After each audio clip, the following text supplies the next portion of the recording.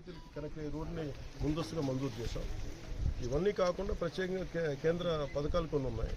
ముఖ్యంగా ఈ జన్మన్ పథకం కింద, అలాగే ప్రత్యేకంగా కొన్ని ట్రైబ్స్కి, వల్నరబుల్ ట్రైబ్స్కి అందేలాగా కొన్ని పథకాలు ఉన్నాయి. వాటన్నిటిని సద్వినియోగం చేసుకొని ముందు దీనికి కావాల్సిందల్లా నేను ఒకటి చెప్పి మనసున్న చోట మార్గం ఉంటుందని. అందుకని ఉన్న పథకాలన్నింటినీ ఏమన్నా అన్నింటినీ క్రోడీకరించుకొని ఒక తాటిపైకి తీసుకొచ్చి ఈ రోజున మేము ఇక్కడికి వచ్చాం. ఇక్కడికి ఈరోజు నిన్న ఇవి 72 గ్రామాలు కానీ 72 ఆవాసాలు కానీ 4369 మంది జనాభా ఇక్కడ.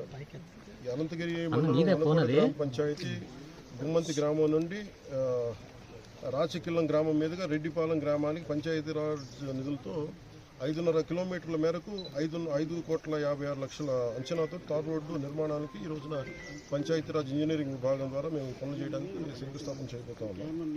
అలాగే దీనివల్ల 249 మంది జనాభా దీనికి లబ్ధి పొందుతారు. మీరు ఊహించుకోండి, ఖర్చు పెట్టేదేమో 5.5 కోట్లు, దాదాపు 6 కోట్లు, కానీ జనాభా మటుకు 200. కానీ ఇది ఎన్డీఏ ప్రభుత్వం, మన గౌరవ ముఖ్యమంత్రి చంద్రబాబు గారి నాయకత్వంలో ఎన్డీఏ ప్రభుత్వం, కేంద్ర ప్రధానమంత్రి, కేంద్ర సర్కార్ ప్రధానమంత్రి గారి ఆధ్వర్యంలో మేము ఓట్ల కోసం చేయట్లేదు, మేము ప్రజల కోసం పనిచేయడానికి మేము ఎలాంటి ప్రభుత్వం చెప్పడానికి మేము దీన్ని తీసుకున్నాం. ఇది ఓట్లకి సంబంధం లేదు, ప్రజలు బాగుండాలి అన్న ఒక సదుద్దేశంతో మేము కిందకు వచ్చాం.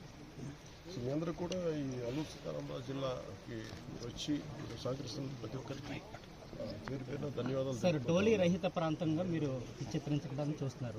ఏదైనా కార్యాచరణ రూపొందిస్తున్నారు ముందస్తుగా. ఇప్పుడు మీకు చూస్తే ఇప్పుడు ఒక్కొక్క గ్రామ పంచాయతీకి వెళ్తే, ఒక్కొక్క ఆవాసానికి వెళ్తే అంటే 20 మంది 20 కుటుంబాలే ఉన్నాయి మీరు వెళ్తే.